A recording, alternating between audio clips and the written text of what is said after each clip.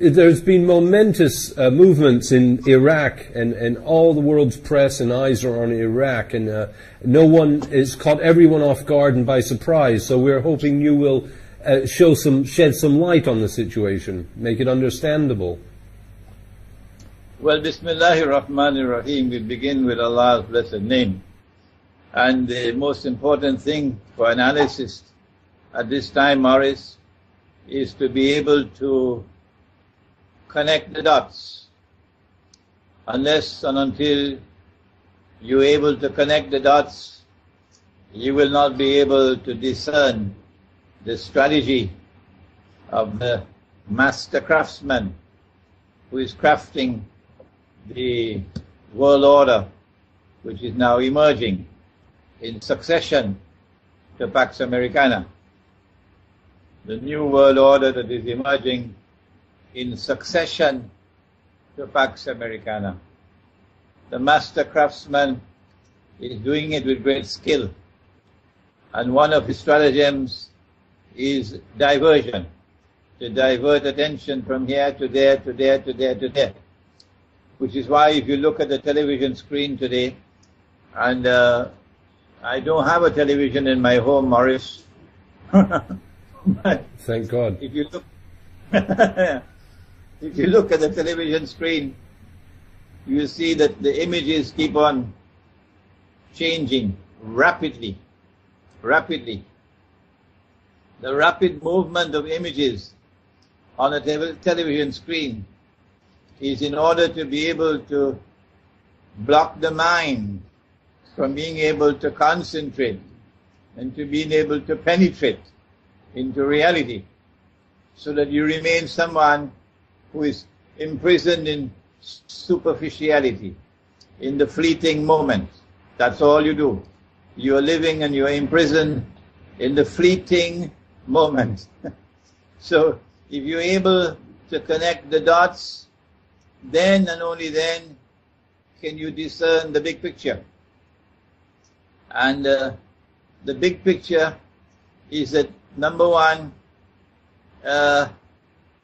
the master craftsman is hell-bent on fomenting Shia-Sunni civil war. And in order to foment Shia-Sunni civil war, he has to demonize the Shia, so that the Sunni become all revved up for war with the Shia.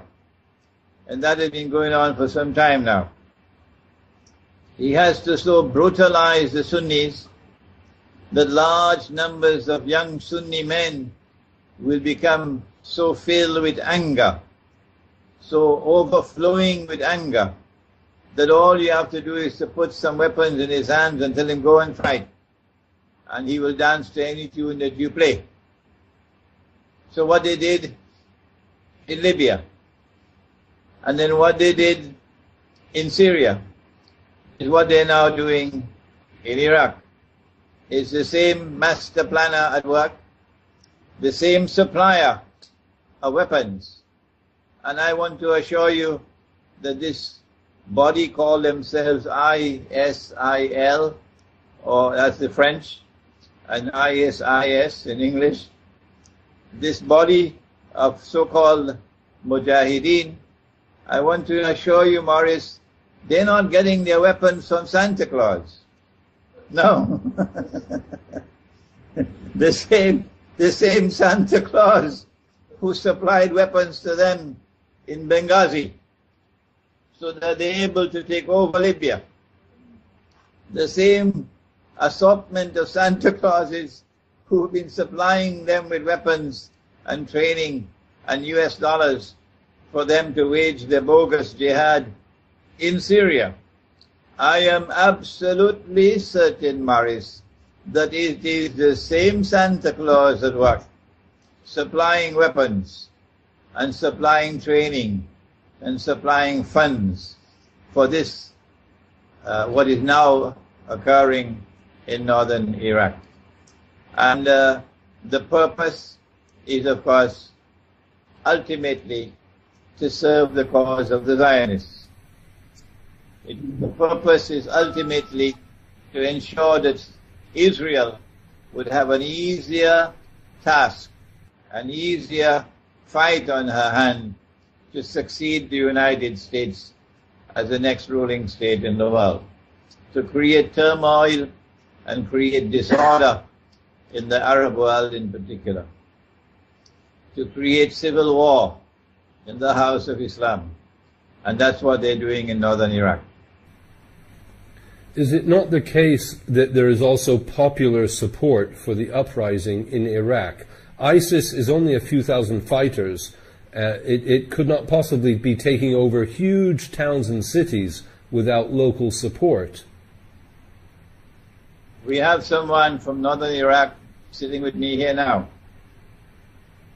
It appears it's not just a matter of local support, and of course the Sunnis in Iraq would feel a certain amount of grievances over majority Shia rule when they have been ruling over the country for so long. But it is also a conscious decision on the part of the Iraqi government to withdraw the armed forces of Iraq from all of these areas. So there's no fight. ISIS is not defeating them on the battlefield. It is rather that the Iraqi government has decided to withdraw her armed forces from that part of Iraq. Well, there's been a lot of disquiet from Maliki about the amount of troops that ran, deserted, absconded, and there's a lot of publicity given now to how much is being paid to new volunteers to battle ISIS. But I'd like to make this point that ISIS is only a few thousand fighters. They surely can't just approach a town of a few 100,000 people and overwhelm it within hours, which is what we are witnessing. What I'm saying is there must be Saddam loyalists, Baathists, and various others there supporting them. There's also the undercurrent of an emerging Shia-Sunni civil war. If ISIS is comprised of Sunni warriors, then they can exploit the underlying Sunni sentiment of discontent with the Shia, which has been playing for some time now. Okay? The mastermind is succeeding, and succeeding dangerously so, in approaching that point when he will succeed eventually in fomenting overall Sunni Shia civil war. In a previous interview, I had mentioned that perhaps behind the scenes there is a second track of negotiations going on with Iran.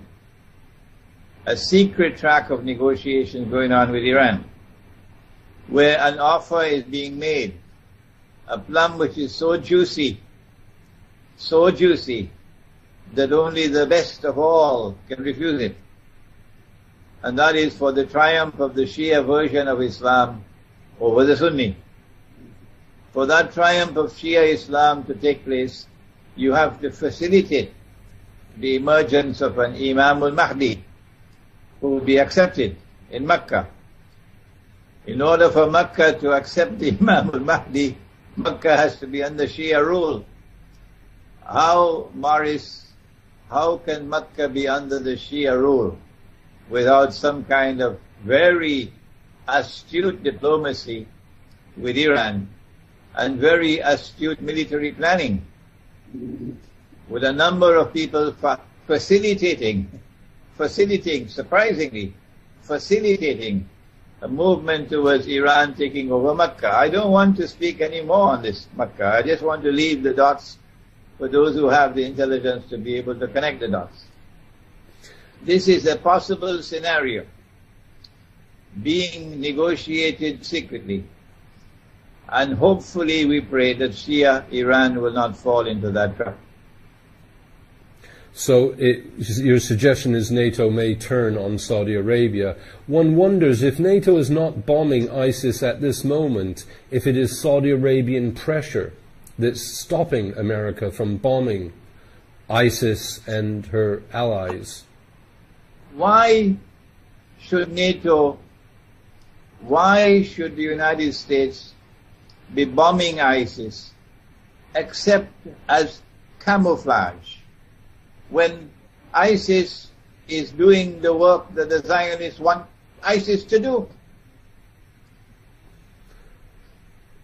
Nevertheless, they have tremendous support from Saudi Arabia, and I just wonder how much Saudi Arabian influence there might be on American foreign policy in the area. Isn't Saudi Arabia a Zionist state? Isn't Saudi Arabia dancing to the tunes of a Zionist drum beater from day one? Okay? There's a falling out now, because Saudi Arabia is seeing the United States cozying up to Iran.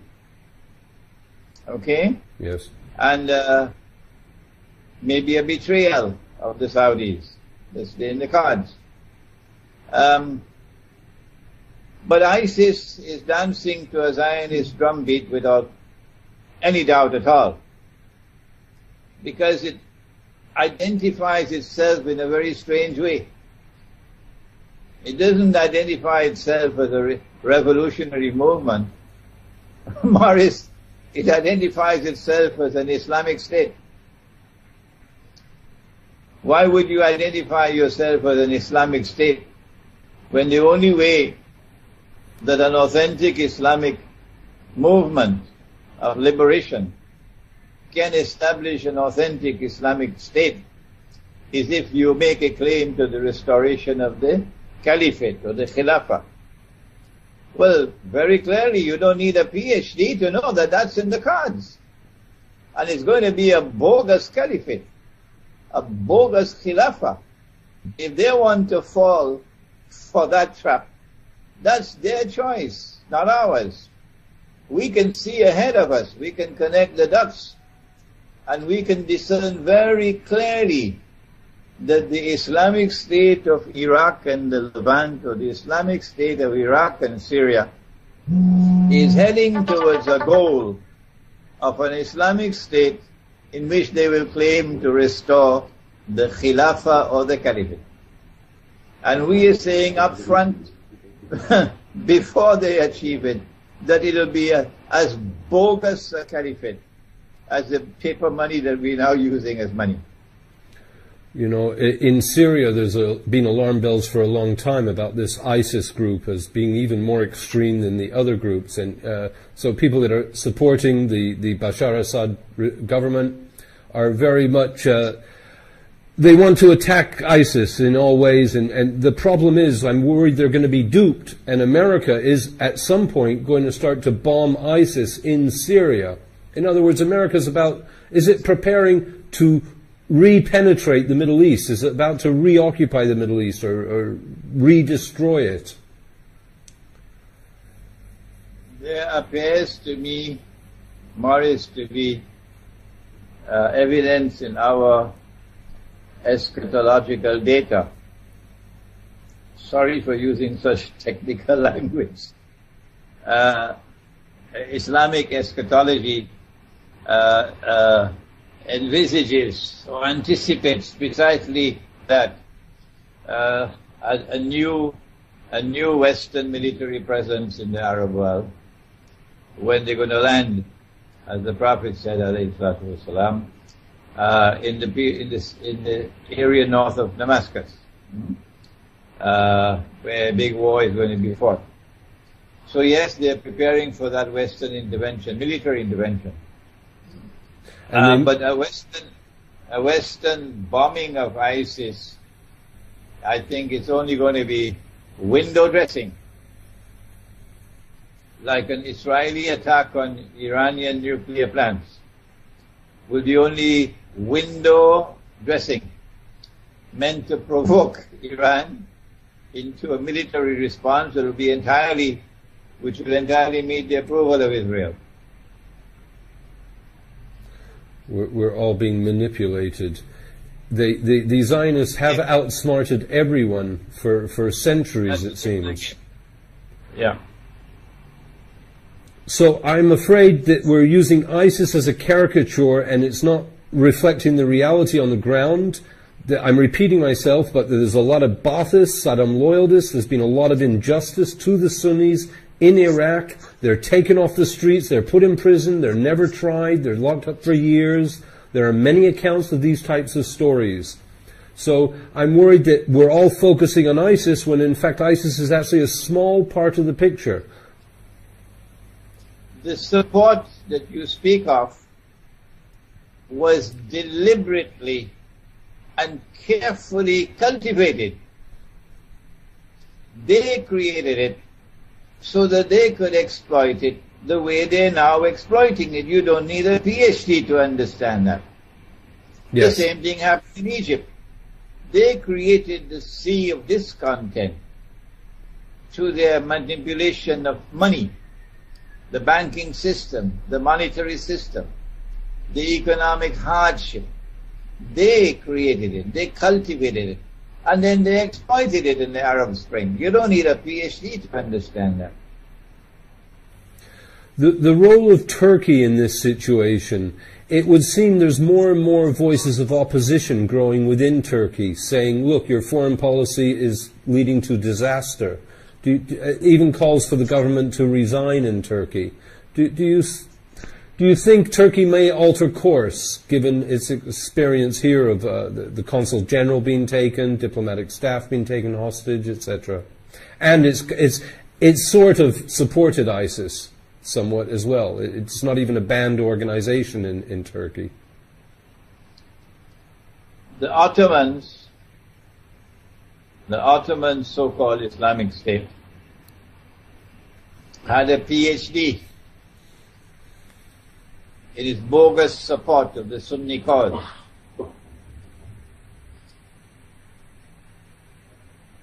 In its bogus support for the Sunni cause in the Sunni-Shia rivalry.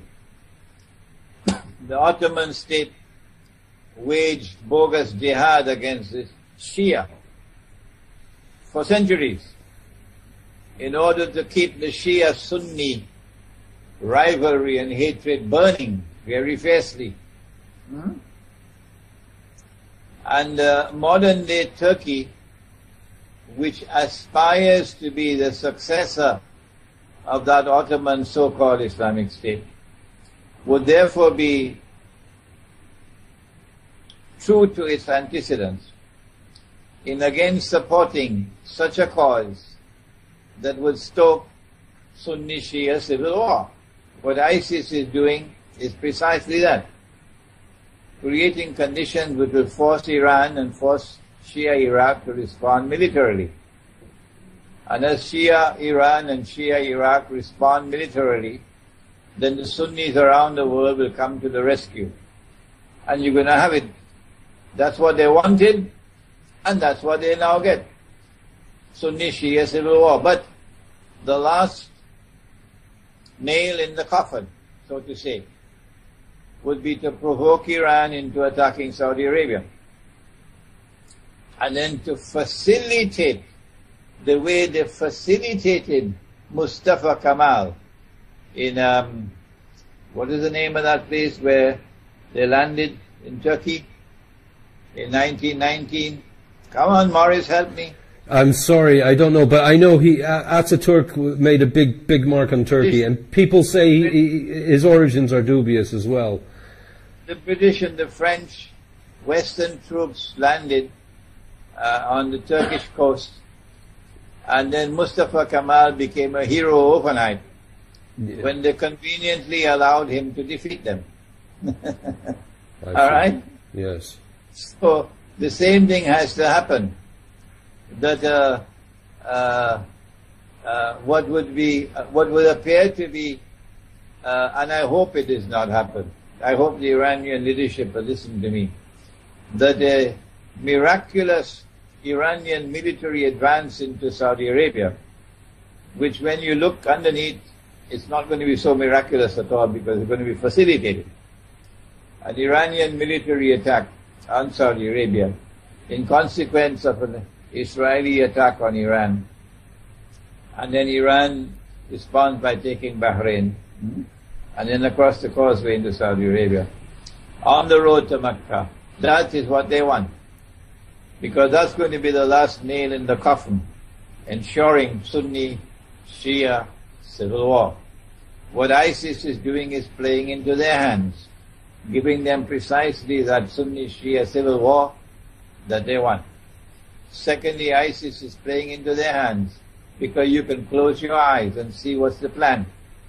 The plan is to create an Islamic state, a bogus Islamic state, a Zionist Islamic state. And that Islamic state will claim to recover the Khilafah or the Caliphate, the Sunni Caliphate. You can see in advance this is what they're planning. But it cannot be a real Caliphate, no.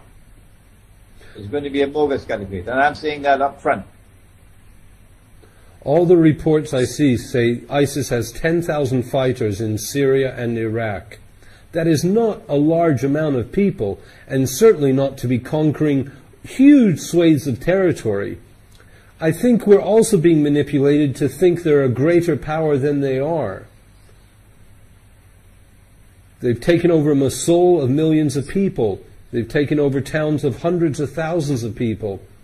They can't spread themselves that thin. It's not possible that they're such a big force. I think the name of the town is Mosul. Okay. Mosul, yeah. And I think that we have to ask, why has the Iraqi armed forces withdrawn? So you don't have a fight to the finish. It's not a case of their taking over. It is a case of their replacing the Iraqi armed forces. When the Iraqi armed forces withdrew, why are they withdrawing? I can't answer that question, Maurice. I don't know why they're withdrawing. Maybe you can find out from someone else. Why have the Iraqi armed forces withdrawn? Well, Maliki seems to have failed miserably as a unifying force in Iraq. It seems he's lost the support of Iran, the United States, and absolutely everyone. He has misplayed some cards. You cannot unite Iraq in the same way that you cannot reunite Ukraine if you follow the Shia foreign policy of the Maliki government, or you follow the foreign policy and the domestic policies of the present people who sit in Kiev. You have to build a plural model of a state for a plural polity. Putin, to his credit, and Russia, to its credit, has been asking for precisely that, to negotiate a federal agreement. I don't call it federal, I call it a plural model of a state for Ukraine, because it's not a homogeneous society. It's not a homogeneous polity. This is what our Prophet, Allah's blessings be upon him, did when he went to Medina. He found a polity which was comprised of heterogeneous units. There were Jewish tribes, some of which were locked in war with each other. And there were pagan Arab tribes. And then you had people who had migrated from Mecca. So you had three big groups of people. One, the Muslims. Number two, the pagan Arabs. And number three, the Jews. And he patiently negotiated over a period of 7 months a constitutional agreement with which he was able to create a plural model of a state, in which the individual was not the unit of the state, but rather the different groups which were heterogeneous. Ukraine is not a homogeneous society, and not a homogeneous polity. And the fools who now hold power in Kiev are unwilling to accept that. Similarly with Shia foreign policy in Iraq. Iraq is not a homogeneous polity. Iraq is very clearly divided into several different main groups. amongst which the biggest is the Shia-Sunni divide, but that's not the only one. You have the Arab-Kurdish divide, okay? And so what you need is a constitutional agreement which will bring into being a plural model of a state. But Shia political thought cannot admit that. No, sir. So Maliki Shia Iraq cannot but fail. So if there is substantial Sunni support for the rebellion in the north, which is parading itself under the bogus name of ISIS, it is because the model of a state which has come to Iraq is one which cannot accommodate its heterogeneous quality. Do you feel that a solution may be just dismembering Iraq, that it no longer remains one country as we know it? That is already decided upon, not just for Iraq. They want to do the same thing with Egypt. They want to do the same thing with Saudi Arabia. It is part and parcel of the master plan for establishing Israeli political and economic dominance or dominion over the entire Arab world. You got to break them up into bits and pieces. That's the master plan for Pakistan as well. So might we see 3 different countries emerging out of Iraq in the years ahead? Like Somalia today, like Libya is already disintegrating, okay, into different warring factions which may not even be called states. It's mayhem, it's disorder, and that's what they want. It will facilitate Israel in her effort to try to succeed the United States of America in establishing Pax Judaica, which will replace Pax Americana. And to finish off, to return to Iraq for 1 second, where is this leading to? Is there any light at the end of the tunnel?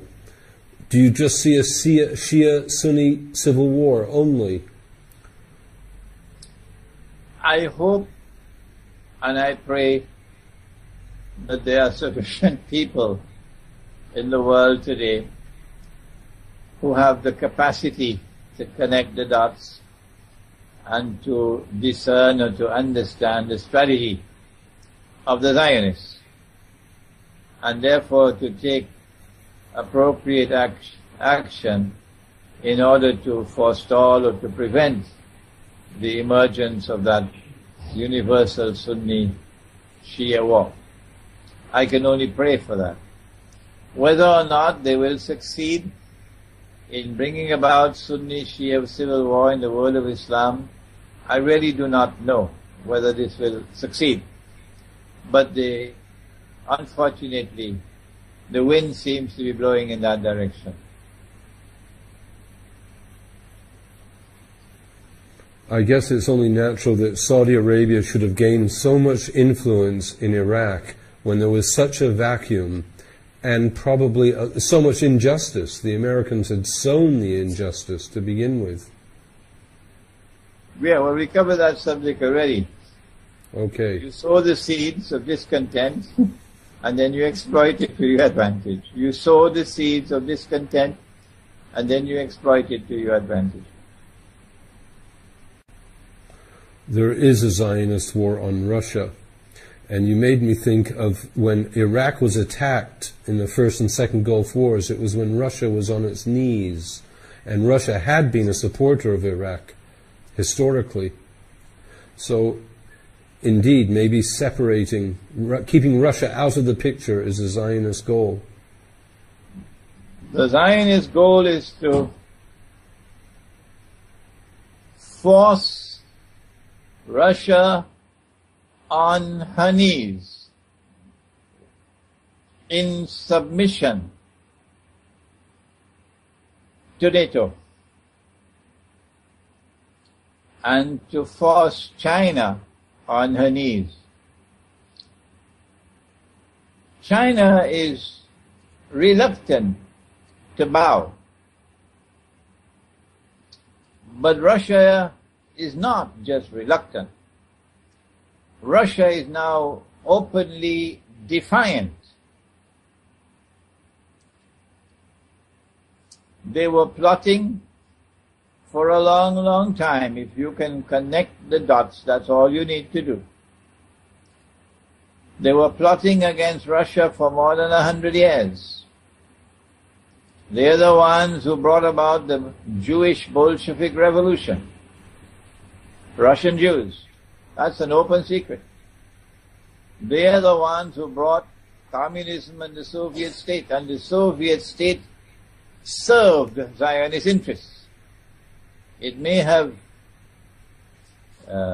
protected the rights of workers and so on, but that was not the primary purpose. The primary purpose of the Soviet state was to serve Zionist interests. And that is the explanation for what happened in 1955, was it?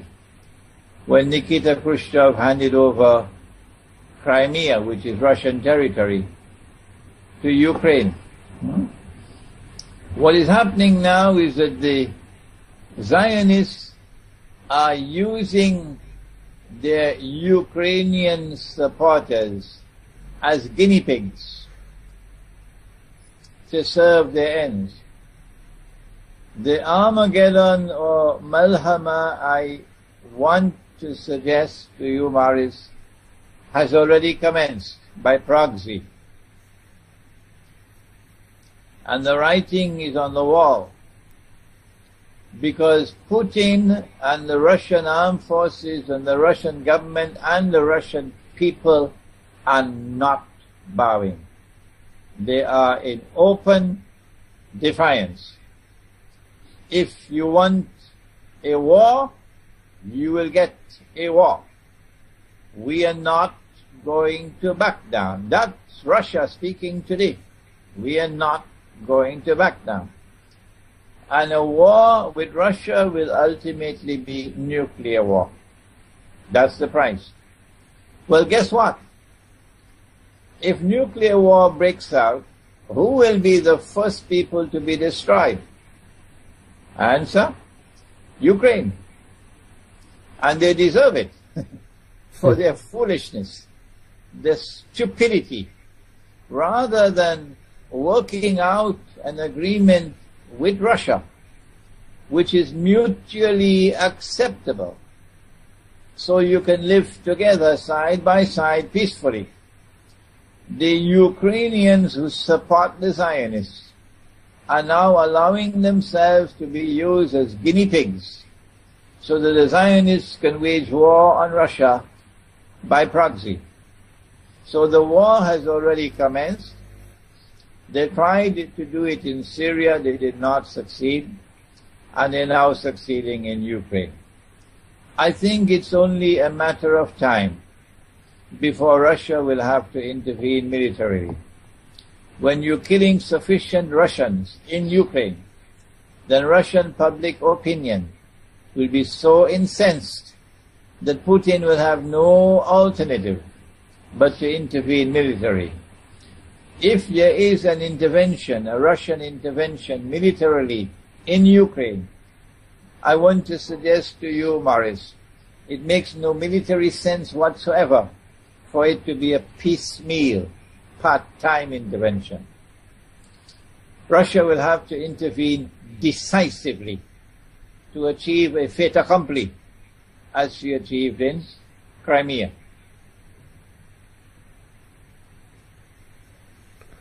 Well, it seems you still have Slavs fighting Slavs and Christians fighting Christians. It's a win-win situation for the Zionists if Russia goes to war with Ukraine. No, I disagree. Please. You see, in the Quran, Allah speaks about those Muslims who become friends and allies of what we now recognize as the Judeo-Christian Zionist Alliance. And the Quran declares that those of you who join them, who become their supporters, and friends and allies. You no longer belong to us, you now belong to them. So this will not be Christians. No. The ones who will be Christians will be Rome, which will be Russia and her allies. And the rest will be those who have, for all intents and purposes, abandoned Christianity and joined the Zionist Judeo-Christian Alliance. Thank you for the clarification. I don't think it's going to be long before Russia is sufficiently provoked to intervene militarily in Ukraine. And we should wait for that event before we make any further analysis. But once Russia intervenes, or rather is forced to intervene militarily in Ukraine, it's at that time that we have to mobilize public opinion in the world of Islam to explain that this is taking place in accordance with guidance provided in the Quran in a surah entitled the Surah of the Cave. Have you ever looked at it, Morris? Do you have a copy of the Quran, Morris? I've had many copies. I can't understand any old writings. You're too busy to read the Quran, I know. Okay. It's chapter 18, the chapter of the cave. And this is the chapter or the surah of eschatology par excellence, the most important chapter of the Quran or surah of the Quran, which deals with eschatology or the end time. And it is a passage which takes us to Gog and Magog. It introduces Gog and Magog. And it speaks of someone who is known as Zul Qarnain, a man who either has two horns, the Arabic word qarn can mean horn, or an event which applies to two ages. Qarn can mean an age. But whenever the Quran uses the word qarn, it always refers to the second meaning, an age, and never to the first meaning, a horn. Never. In the first of the two ages, in the first one, power rested on the foundations of faith. And power was used in a territory located precisely where the Black Sea is now is. And Crimea is in the Black Sea. Power was used in that area to punish the oppressor and to assist the oppressed. And powers were used to support those who had faith and whose conduct was righteous. In the second of the two events, Qarnain, the second one, which is to occur in Akhiru Zaman or the end time, the world will see power once again in that geographical area, resting on the foundations of faith. The power in that region is Russia. That's power. And power in Russia is now returning to a foundation of faith in Christianity after the collapse of communism. So I am suggesting to you that we are now witnessing what the Quran has spoken about. And if my analysis is correct, if my interpretation is correct, then when power is used by Putin to punish those who are now oppressing, using the armed forces of the country against the people, their own people, then that power will be successful in punishing the oppressor and in liberating the oppressed. It's only a matter of time. We need to sit back and wait. There is more to it than that, because the Quran goes on to speak about a journey to the east and then a third journey, but we can leave that for the time being. But I have a comment to make, Maurice, about Turkey, if you'll allow me. Please. In previous interviews, we have returned to the subject of Rome Room in the Quran, the word room in the Quran is the name of an entire chapter of the Quran.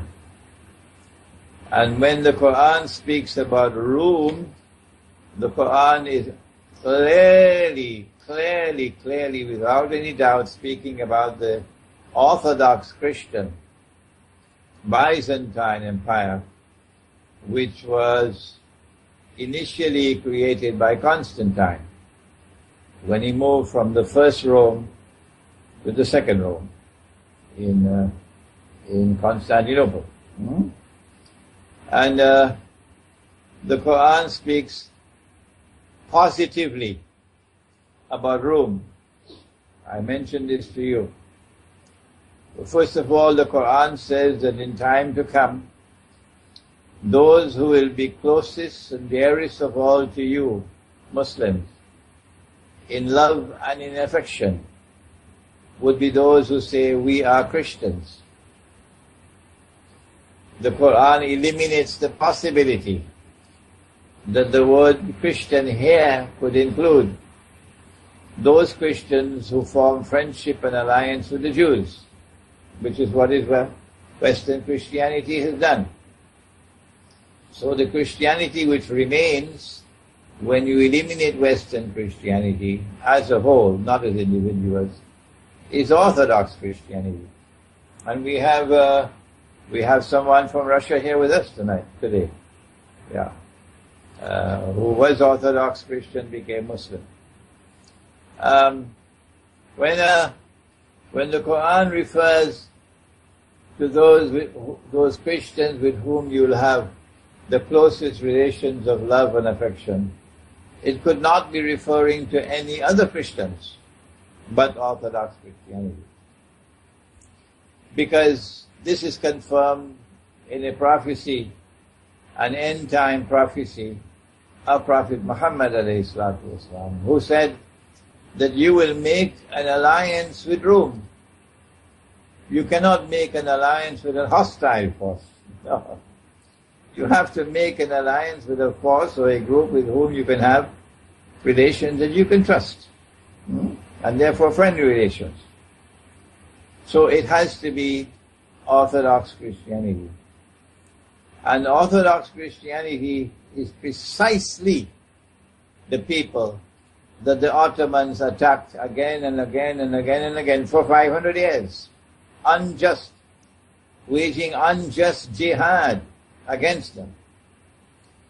It seems to me that the Ottoman Empire was created for specifically this purpose, to sabotage an end-time alliance between Muslims and Rome. That's what the Ottomans were created for. Despite whatever else the Ottomans did, which was good, which was authentically Islamic, all of this has to be considered as window dressing. The Saudi state is a very faithful successor to the Ottoman state, acting in the same way. The Orthodox Christians had their greatest of all cathedrals in Constantinople, called Hagia Sophia. And I have returned to the subject of Hagia Sophia for the last 2 years.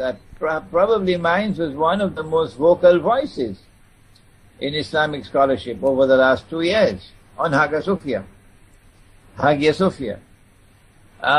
Pointing out that when the Sultan Muhammad Fatih conquered Constantinople in 1453, and then made the claim that this fulfills the prophecy of Prophet Muhammad ﷺ, who prophesied that Muslims will conquer Constantinople, and who then went on to praise the army and to praise the commander.